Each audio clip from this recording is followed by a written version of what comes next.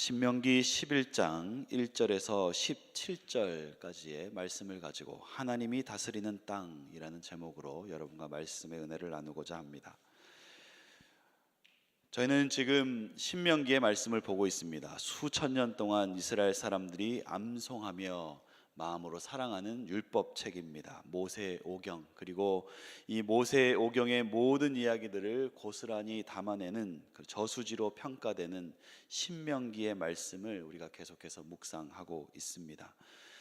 특별히 이스라엘 백성을 그 속박의 땅 애굽에서 인도하여 이제 약속의 땅으로 끌고 갔던 위대한 선지자 그 모세의 마지막 고별 설교가 그 끝에 이르고 있는 부분이 오늘 말씀의 본문입니다. 모세가 설교한 것이 무엇입니까? 하나님께서 그들의 인생 가운데 찾아오셔서 그들을 어떻게 인도하셨는지, 비루하고 초라한 작은 민족이었던 그 이스라엘을 하나님께서 선택하시고 그들을 지금까지 어떻게 다루어 오셨는지에 대한 이야기들을 보여주고 있습니다.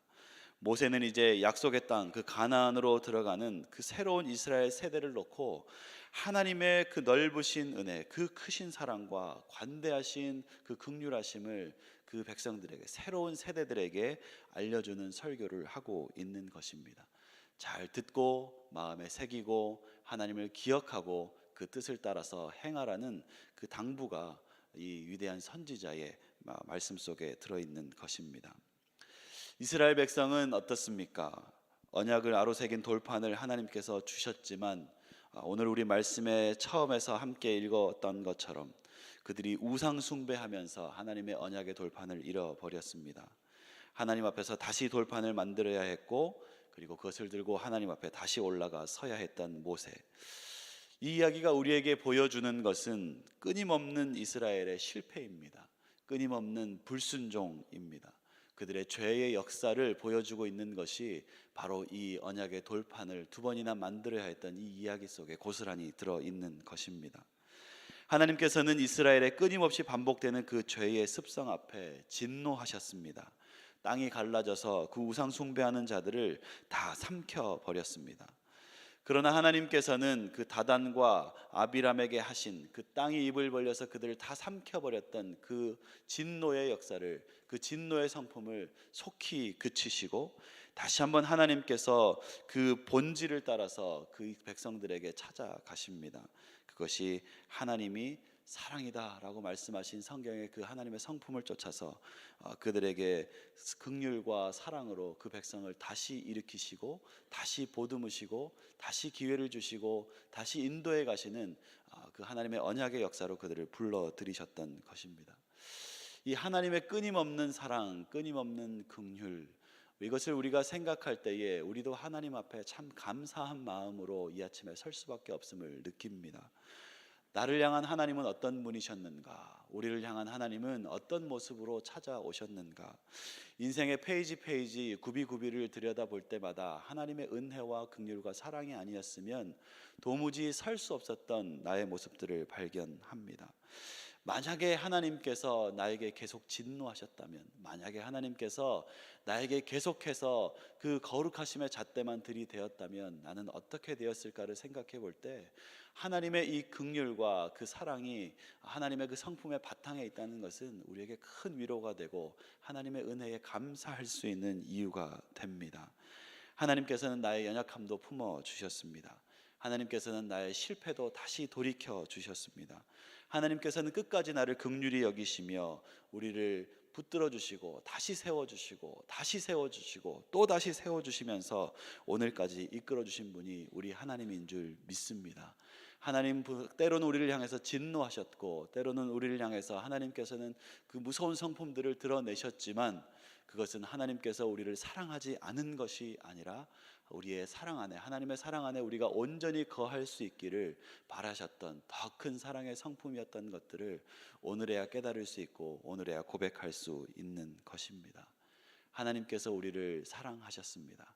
하나님께서 우리를 붙들어 주셨습니다. 하나님께서 우리를 긍휼히 여기셨고 여기까지 우리를 인도하신 줄 믿습니다. 이와 같은 하나님의 성품, 그 사랑의 성품은 우리가 흔히 알고 있는 하나님과 이스라엘의 언약 관계 속에도 선명하게 드러납니다. 고대 근동의 언약 관계는 그 언약 관계가 무엇에 기초하고 있는지를 반드시 그 계약서상에 표기하게 되어 있습니다. 무엇을 기초로 이 관계를, 어떤 성품을, 어떤 규정을 기초로 해서 이 관계를 이어갈 것인가 하는 것을 적어주는 것이지요. 어제 우리가 보았던 신명기 10장 15절 말씀에 보면은 이 말씀이 이 관계가 무엇에 기초하고 있는지를 잘 보여주고 있습니다. 이스라엘 백성을 하나님께서 하나님의 선민으로 선택하셨다라는 것입니다. 이스라엘의 백성이 하나님을 섬기기로 결정한 것이 아니라 하나님께서 모든 민족 중에 작은 민족이었던 이스라엘을 찾아내셨고 그들을 선택하셨고 그들을 사랑하기로 결정하셨고 그들을 하나님의 백성 삼으시기로 결정하셨다. 그것이 이 모든 구속 관계의 기초에 기본에 놓여 있다라는 것입니다. 사랑하는 성도 여러분, 하나님께서 먼저 우리를 선택하셨고 하나님께서 먼저 우리를 사랑하셨음을 믿게 되시기 바랍니다. 여러분, 이것이 얼마나 중요한 것입니까? 이것이 얼마나 우리에게 위로가 됩니까? 이것이 얼마나 우리에게 긍휼이 됩니까? 왜냐하면 나 자신을 들여다보면, 내 모습을 들여다보면, 내 삶을 들여다보면 만약에 우리가 하나님을 선택하는 것이 관계의 기초였다면, 만약에 우리가 하나님을 사랑하는 것이 이 관계의 기초였다면, 만약에 우리가 하나님을 신실하게 믿는 것이 이 관계의 기초였다면 우리는 실패했을 것입니다. 우리는 하나님을 온전히 섬기지 못할 것이고 지금 다 어쩌면 하나님을 떠나버린 그 진노의 자식의 자리에 함께 있는 사람들이 되었을지도 모를 일입니다.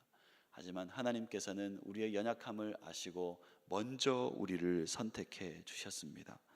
요한은 요한일서 4장 10절 말씀에 이 관계에 대해서 이렇게 설명합니다. 사랑은 여기 있으니 우리가 하나님을 사랑한 것이 아니요 오직 하나님이 우리를 사랑하사 우리 죄를 위하여 화목제로 그 아들을 보내셨음이니라. 하나님이 먼저 우리를 사랑하셨음을 믿으십시오. 하나님께서 먼저 우리를 사랑하셨기 때문에 우리가 실패해도 소망이 있는 것을 믿게 되시기 바랍니다. 하나님이 우리를 먼저 사랑하셨기 때문에 우리가 끊임없이 연약해도 우리는 여전히 하나님의 자녀됨 안에 머물러 있음을 믿게 되시기 바랍니다. 우리에게는 하나님이 먼저 우리를 사랑하셨고 먼저 우리를 믿어주셨기 때문에 끊어질 수 없는 하나님의 자녀됨의 권세 속에서 하나님의 큰 은혜와 축복을 누릴 수 있는 여러분 그런 우리의 모든 자격을 얻은 사람들임을 믿는 복된 아침이 되시기를 간절히 기도합니다. 이처럼 하나님께서 우리를 먼저 선택하시고 먼저 사랑하셨기 때문에 그리고 그 먼저 사랑하심을 나와 하나님의 관계의 가장 밑바닥에 기초로 놓으셨기 때문에 우리는 오늘도 하나님 안에서 소망을 품고 주님의 뜻을 살아갈 수 있는 위로를 얻습니다. 하나님의 사랑, 그것을 생각해 볼 때 우리가 또 한 가지 감사할 것은 하나님은 말로만 사랑하지 않으셨다라는 것입니다. 우리의 사랑은 때로는 이론에 머무를 때가 있습니다. 우리의 사랑은 때로 고백에 머무를 때가 있습니다. 하지만 하나님은 그 사랑을 계약서에 쓰셨습니다. 하나님은 그 사랑을 실천에 옮기셨습니다. 우리가 매번 연약할 때마다 찾아오셔서 더 큰 사랑으로 우리를 덮으시고 채우시며 우리의 매일의 그 온전하지 못한 삶을 온전하게 사랑으로 세워가신 분이 우리 하나님이십니다. 이것이 나와 이스라엘을 향한 하나님의 마음이요 우리 아버지의 사랑인 것입니다. 여러분 이민 오셔서 혹은 여러분의 삶을 살아가시는 동안에 하나님께서 여러분 가운데 베풀어 주셨던 그 사랑, 온전하지 않을 때에 우리를 붙들어 주셨던 그 사랑, 그것을 이 아침에 더욱더 기억할 수 있게 되는 은혜가 있게 되기를 바랍니다. 그 사랑에 기초하여서 오늘도 우리가 든든히 세워지는 복된 하루가 되시기를 간절히 기도합니다. 하나님께서 먼저 우리를 사랑하셨다. 여러분 그렇다면은 이제 사랑받은 그 백성에게 요청되는 것은 무엇입니까? 그것은 바로 순종입니다. 하나님의 백성은, 사랑을 받은 하나님의 백성은 하나님 앞에 순종으로 나아가야 합니다. 순종은 어떤 것입니까? 순종은 자원하는 마음으로 드리는 것입니다. 순종은 어떤 것입니까? 순종은 생각날 때 즉시 반응하여 드리는 것입니다. 순종은 어떤 것입니까? 순종은 조금만 드리는 것이 아니라 온전히 모든 것을 100% 드리는 것, 여러분 그것이 순종입니다. 하나님께서는 믿음의 백성들에게 순종을 요청하십니다. 하나님의 말씀을 듣고 그 말씀에 자원하온 마음으로 반응하여서 지금 즉시 그 말씀에 반응하여서 온전히 그 말씀에 반응하여서 오늘 이 하루를 올려드리기를 하나님께서 우리에게 요청하고 있다라는 것입니다. 믿는 자에게 하나님은 순종을 요청하십니다. 그러나 여러분, 순종을 요청하시는 하나님을 우리에게 의무를 지어주시는 하나님으로 생각하지 않게 되기를 바랍니다. 순종이라는 것은 마른 땅에 되어져 있는 물줄기와 같습니다. 우리가 순종하면서 발견하는 것은 무엇이냐면, 순종만이 메마른 우리의 심령 가운데, 순종만이 메마른 우리의 삶 가운데 생명이 있게 하고 물이 흐르게 하고 하나님의 뜻을 이룰 수 있는 힘이 된다, 근원이 된다라는 것을 우리는 깨닫게 되는 것입니다. 이제는 우리가 더 이상 애굽의 땅에 살고 있는 사람들이 아닙니다. 이제 우리는 하나님께서 우리의 마음에 새로운 마음을 일으키셨습니다. 어제 말씀에 보면은 마음의 할례라고 되어 있는데, 마음의 할례를 받고 이제는 우리가 더 이상 내 힘으로 살아가는 사람들이 아니라 하나님의 뜻에, 하나님의 힘에 의존하여 살아가는 사람들로 하나님께서 우리를 바꾸셨습니다. 우리가 믿음으로 들어간 것은 이제 11장에 넘어오면 하나님께서는 우리의 마음만 바꾼 것이 아니라 우리가 살아가는 땅의 생태도 바꾸셨다는 것을 우리는 알 수 있습니다. 11장 10절 말씀을 보십시오. 내가 들어가 차지하려 하는 땅은 내가 나온 애굽 땅과 같지 아니하니 거기에서는 너희가 파종한 후에 발로 물대기를 채소밭에 댐과 같이 하였거니와. 여러분, 이전에 우리가 하나님을 알지 못했을 때, 믿음이 없었을 때 살아온 땅은 애굽 땅과 같습니다. 말씀은 애굽 땅이 파종한 후에 발로 물대기를 채소밭에 댐과 같이 한 땅이라고 이야기합니다. 그들은 그곳에서 종살이 하였습니다. 그들이 종살이 하였던 땅은 애굽 땅입니다. 사막입니다. 그들에게 옆에는 나일강이 흐르고 있었지만 그것이 그들에게 모든 것을 보장하지는 않았습니다. 물을 대야 했습니다. 물레를 돌려서 물을 대야만 농사를 지을 수 있는 그런 땅에 그들이 살고 있었다라는 것입니다. 무엇을 의미합니까? 인간의 수고입니다. 수고해야만, 내 손과 발이 고생해야만, 내가 죽도록 수고해야만 그들이 소산을 얻고 먹을 수 있었던 그 땅에 살고 있었던 바로 그 상태를 의미합니다. 내 육체를 신뢰할 수 있어야만 살아갈 수 있었습니다. 내 노력을 신뢰할 수 있어야만 살아갈 수 있었습니다. 내 실력을 믿을 수 있을 때만 그들은 생계를 보장받을 수 있었습니다. 하지만 이제 그들이 차지해야 하는 땅, 하나님께서 그들을 옮기시는 땅은 어떤 곳입니까? 11절 말씀을 보십시오. 산과 골짜기가 있어 하늘에서 내리는 비를 흡수하는 땅이요, 내 하나님 여호와께서 돌보아 주시는 땅이라. 연초부터 연말까지 내 하나님 여호와의 눈이 항상 그 위에 있느니라. 이제 우리가 새롭게 살아가는 그 땅은 우리의 수고를 기초로 하지 않습니다. 내가 수고하지 않아도 그 땅은 물을 머금고 있는 땅입니다. 나의 힘이 아니라 하나님께서 돌보시는 땅이 바로 그 땅입니다. 땅의 성격부터가 달라지는 것입니다. 땅의 기후부터, 식생부터가 달라지는 것입니다. 내가 해도 의미가 없습니다. 하나님께서 지켜보시고 그 필요를 채워주지 않으시면 내가 어떤 능력을 가지고 있든, 내가 어떤 힘을 가지고 있든 그 땅에서는 아무 소용이 없습니다. 그래서 믿음의 땅으로 들어간 사람, 약속의 땅으로 들어간 사람은 내 힘이 아니라 하나님을 의지하는 그 의지와 순종의 결단만으로 살아갈 수 있게 되는 것입니다. 하나님께 순종하는 것, 하나님을 기다리는 것, 주님께 온전히 맡겨 드리는 것, 하나님 행하시도록 하나님 앞에 간절히 기도하며 주님의 그 오른손을 기다리는 것, 그것이 우리가 약속의 땅, 그 가나안에서 살아가는 모습이 되어야 한다라는 것입니다.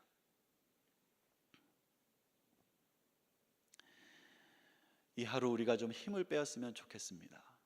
죽자 살자 살아가지 말고 우리가 믿음 안에 속했다면 하나님께서 그 시선으로 우리의 모든 것을 바라보고 있다는 것을 믿을 수 있었으면 좋겠습니다.